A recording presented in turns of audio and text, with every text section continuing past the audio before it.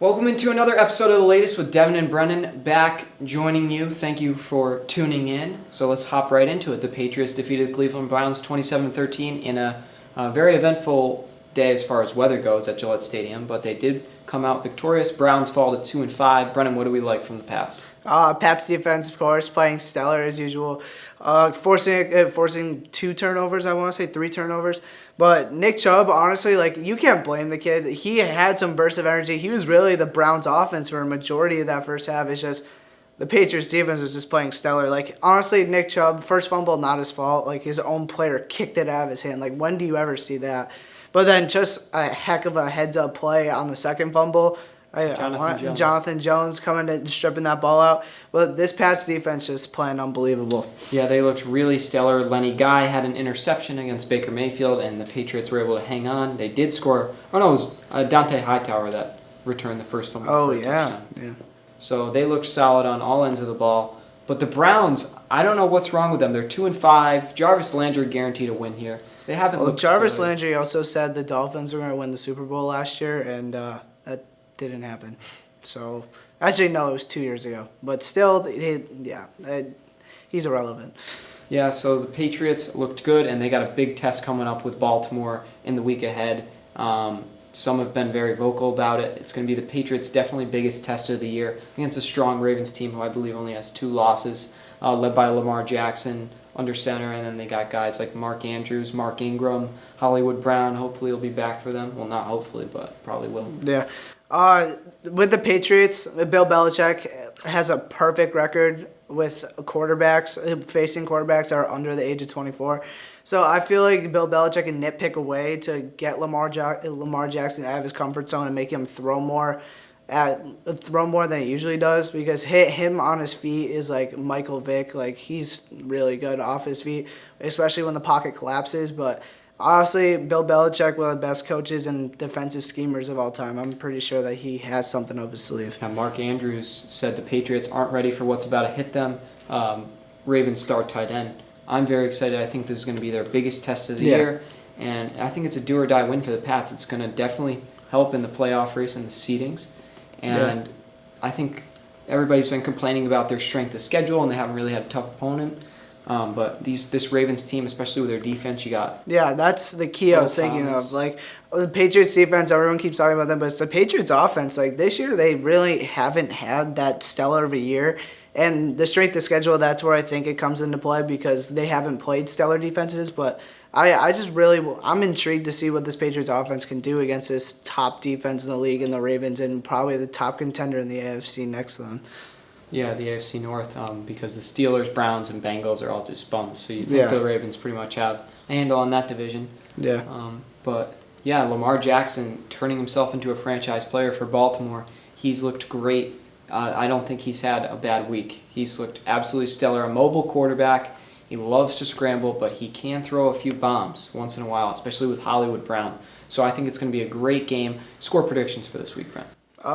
So I'm key on the defense in this game, because especially at Baltimore, I don't see the Patriots offense being that lights out and on fire. So I can see this game maybe ending a 17-14 score, which I think the Patriots come out on top, because they're more I want to say they have more composure in a game like this compared to maybe a young Lamar Jackson does and under the Sunday Night Football lights. So I'd take the Patriots 17-14. I like that, but I'm going to increase it a little more. I think there's going to be a little more scoring. I think it's going to be a 24-17 Patriots win. Yeah. Patriots recently cut their kicker and signed Nick Folk.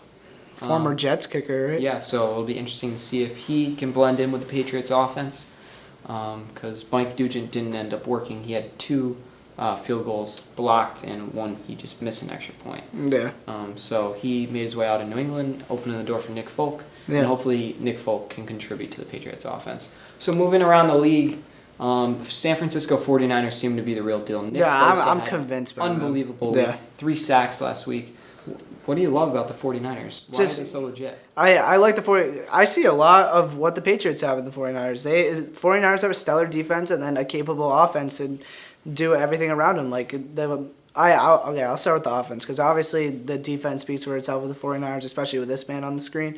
But Jimmy Garoppolo, a prodigy at Tom Brady, he's been looking like he can read NFL defenses like it's easy to him. But I love their running back duo. They have a Matt Breida and Tevin Coleman, probably the one of the more fastest duos in the NFL when it comes to running back because both of them can explode for runs. It doesn't matter which one it is, and they can pretty much run the same plays with both of them in there because they're a lot similar And in their then Nick tendencies. Bosa and Richard Sherman on the other side of the ball just looked absolutely phenomenal for the 49ers. They're 7-0. That's Yeah. a team to watch out for, and they just blew out Carolina. Yeah. So I think that they're a real deal. I think that they're going to make a postseason run, but I don't see them moving past the NFC Championship game. I just don't think they're a strong enough ball club to do that. I just think they're really young too. Like Yeah, very their young. defense is really anchored by Nick Bosa. Like honestly, they have Richard Sherman. He's obviously a playoff player that excelled when it came to that, especially when he was on the Seahawks. Like his famous game against Crabtree, where he just did amazing against him and just made him like a little boy. Now moving forward into the New Orleans Saints. Drew Brees returned for them, led them to a win. But what does this mean for Teddy Bridgewater? He was 5-0 in his time in New Orleans, but now he's probably going to be making his way out next season with Drew Brees back and him being a good option for some teams. What do you think, Teddy Bridgewater? I just saw a lot of things with Teddy Bridgewater. So, like, there was a couple games where he really just looked like a game manager. So, like, he didn't really throw much down the field. Like, the max that he would throw would be, like, 12 yards down the field. But, honestly, he really proved me wrong toward the end of his stretch as the starting QB. Like, he started lighting up, torching defenses, abusing Michael Thomas, which any quarterback should do if he's on your roster. And then just Teddy Bridgewater just looks like how he was in Minnesota, maybe even a little bit better with being behind a guy like Drew Brees and a coach like Sean Payton. He probably understands more to the NFL than he did before. So I think that with Brees back, I think this increases the Saints Super Bowl odds a ton, Oh, yeah. especially because Bridgewater was 5-0 while Brees was gone. I bet a lot of Saints fans kind of gave up a lot of hope there. But he played very well under center. Drew Brees back now. I think the Saints and the 49ers are what we're going to see in the NFC Championship game. Yeah. And then moving on, the NFL trade deadline, not a very eventful one. The only move we saw that was really of any interest was the Aqib Talib trade to Miami to free up some cap space for LA. Obviously, they just acquired Jalen Ramsey, so not a big move made by them. Nothing really significant other than that to report. Moving on, Chicago Bears, you wanted to touch on this. Yeah, I just wanted to touch on an underperforming team because I was high on the Bears last year. Because last year, if you watched the latest, I really thought they were going to make a Super Bowl run. But Cody Parkey doesn't know how to kick field goals, so I was wrong. Nor does the kicker now. Yeah, the kicker now, Eddie Pinheiro, having a tough year, but it seems like every Bears kicker does that. Nothing new. But moving on. Bears offense, their defense is stellar, anchored by Khalil Mack. Any defense that has Khalil Mack would be a top defense in the league. Kyle Fuller, a guy that you love. But Mitch Trubisky and this Bears offense, it's horrendous to watch. That's saying it lightly. And you got to think, like, if you're a Bears fan, remember, you traded up to get this guy at number 2, and now he's done absolutely nothing for you. How are you feeling if you're a Bears fan? If I was a Bears fan, I'd be livid Ticked right at now. the GM. I'd be so mad. Because they had a draft where they could have drafted Deshaun Watson, Patrick Mahomes, and they take this guy. And so, honestly, like, you can't go wrong there. Like, it's kind of a 50-50 thing. But whenever this Bears offense gets near the red zone, it's literally field goal central. Like, they have no plays because Mitchell Trubisky just seems to take too long in the pocket. And when you're in the red zone, it's a lot of blitz packages, and then he just gets sacked because he doesn't throw the ball off quick enough. Yeah, the Bears, tough go of it. They fall to 3-4 after the loss on the last-second field goal last week. I believe it was to the Chargers. Yeah. Chargers having a tough year too. They're 3-5, haven't looked good. Melvin Gordon has not looked good at all. Yeah, he doesn't look football ready at all. Moving on to baseball, the Washington Nationals clinched their first World Series in franchise history. A Washington team has not won the World Series since 1924, so places were going nuts for the Nationals. Great game on all ends of the ball, but led by Anthony Rendon, Juan Soto, and Howie Kendrick, this comeback was able to get in place because Zach Greinke only allowing 1 hit through 6+ innings, and then he gave up a home run to Anthony Rendon, a shot down the left field line. It was 2-1. He walked a man, got yanked, and then Howie Kendrick off the foul pole for a home run made it 3-2, and then Juan Soto adding to the pain, and then a bases loaded hit by Adams. Yeah. Or Adam Eaton. Yeah, Adam Eaton. And the Nationals won 6-2. Congrats on them for their first World Series victory. I'm very happy they were able to defeat the Astros in a thrilling Game 7. Max Scherzer got the start for them, and Patrick Corbin came in and closed it out very well for them. Yeah. So congrats to the Washington Nationals. Anything else you want to add to that? No, I just love this team because they made me $5. Shout out John Swain. That was a nice little tip to my day. And But I just love a team like the Nationals. There's just no reason to hate them. Like, they lost their best player in Bryce Harper, and then they do this.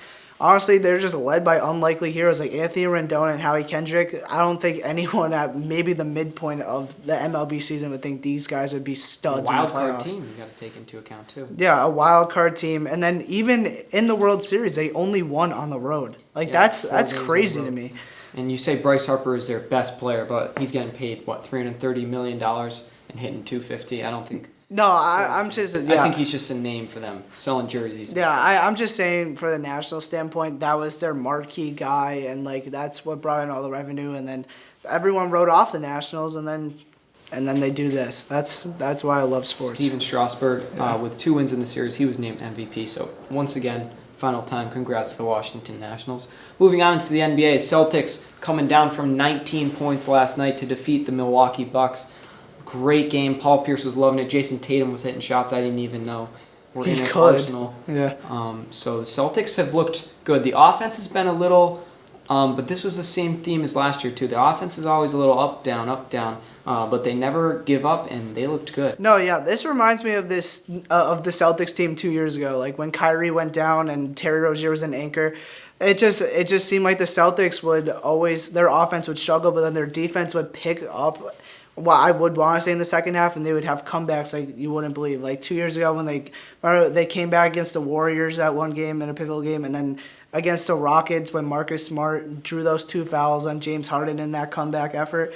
It just really reminds me of that team because they never give up, and it just seems like they have a lot of chemistry now since Kyrie's gone. Celtics are looking good. I think that they're going to be a big contender in the East, Yeah. especially after that big comeback win versus Milwaukee. But of course, it is early, and we'll only have to wait and see. Yeah. But the Warriors, this is a way different team than we saw last year. Steph Curry with a recently broken hand. Yeah. That was a big loss for them last night. But the Warriors are a stud team, and they'll bounce back. But what have you not liked about this Warriors team this year? There's just not a lot of depth on this team, I would like to say, and especially with Steph Curry going down now. What their main ball handler, D'Angelo Russell, I think it's just gonna be like watching him on the Nets all over again. D'Angelo Russell, don't get me wrong, great player, but I don't think he can lead a team in the Western Conference because he could barely do it in the East. And you got to think about the team chemistry. Kevin Durant said he left. A big issue on that was the Draymond Green incident. But the Warriors, you see them contending in the West this year? No, honestly I see them tanking for a draft pick now because I think the dynasty might be over. I don't see them tanking. They still have a lot of talent in these guys. Klay Thompson not back yet. Still have a lot of talent in these guys. I don't see them tanking. But It's I just think they're there's gonna be no one- 6, 7, 8 seed. I don't even think they're gonna make the playoffs honestly because there's really there's no one behind D'Angelo Russell and Draymond Green now since Curry's out. And I don't think these two can carry a team in the West. Like even when Curry was playing last night, they were still down in the first quarter 43-14 to the Phoenix Suns, and they haven't won over 15 games in a season in the past 3 years. So I don't have any belief in this Only team. time will tell for the Warriors. But Yeah. as we move on, the Boston Bruins have looked absolutely great. Number 1 in the power rankings, David Pastrnak. He's up to 11, 12 goals. He's looked absolutely phenomenal for them as they have a great record, and they're the best and hottest team in hockey, in my opinion, right now. Yeah. Back off what you said, David Pastrnak really carrying this team. That first line with Bergeron, Marchand, and Pastrnak, easily the best line in the NHL, and they're just tearing teams apart. And then the goalie situation, Halak and Rass, is just like last year all over again. Like there's no off night with the goalies because their backup could easily be a starter on the other team. Very excited for a strong Bruins team. They've looked great. We'll get more into detail of that as the season gets underway and going. Same with the Celtics. So let's move into high school. Senior night tomorrow night for our seniors. West Springfield coming to town. We got a night game tomorrow with the Triple E band Lifted. Me and Brennan will be there bringing you the call. It's been a bit, but we're excited to be back for the night game against West Springfield. They defeated Taconic 31-8, but they lost to Wacona 14-7. So Spartans team. I believe they are 2-5, but they have a game against West Springfield, and then of course Thanksgiving. We'll get more into the details in our game analysis in our pregame show. Please tune in when you walk into the stadium tomorrow night. Looking forward to that. Anything you want to add? No, I just think a lot of it's just gonna come during that. All right. So yeah, again, taking on Westside tomorrow. Senior night, be there. A lot of seniors. Going to be their last game under the lights at East Long Meadow High School. Please join out and cheer them on. And then Spartan soccer. The girls were eliminated from playoff contention with a 3-1 loss to Agawam, but a hard-fought season, and we wish the best of luck to all the seniors. I wish I could name them all, but there's a lot of them. Yeah. But notably, their captain, Sabrina Mazza, headed to St. Rose College. Then there's captains Grace Trito, Nina Gamele, Gianna LaCori, and one more, I'm sorry. Caitlin Joyce. Caitlin Joyce. She's headed to University of New Haven to play soccer. So we wish the best of luck to all the captains, seniors, and the rest of them as they concluded their season. Best of luck to them. And then the boys team clinched a playoff spot with a 3-2 win. They're headed to the playoffs. We wish the best of luck to them, and we will keep you updated in the know as playoffs emerge. But that pretty much wraps up another episode of The Latest with Devin and Brennan. Thank you so much for joining us. We're happy to be back. Please pop out to boys senior night tomorrow night for football, 7 o'clock versus West Springfield. Brennan and I will be on the call. Very much looking forward. Thank you for joining us on The Latest. I'm Devin Dobeck alongside Brennan McLaughlin, signing off.